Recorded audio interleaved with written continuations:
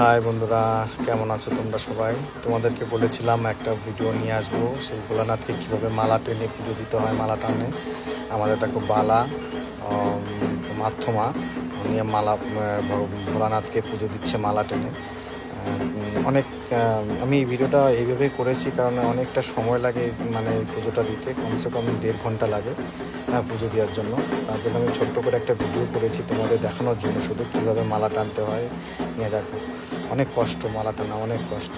আর সবাই ধ্বনি দিচ্ছে দেখো, মানে বাবার নামে, বলরে ভাই সন্ন্যাসীরা দেব মহাদেব। তো এই ভিডিওটা আমি শুধু তোমাদের জন্য করেছি। তোমাদেরকে বলেছিলাম যে সমস্ত ভিডিওগুলো আমি তোমাদের দেখাবো। সন্ন্যাসী যখন আমি ছিলাম তখন আমি ভিডিও করে রেখেছিলাম।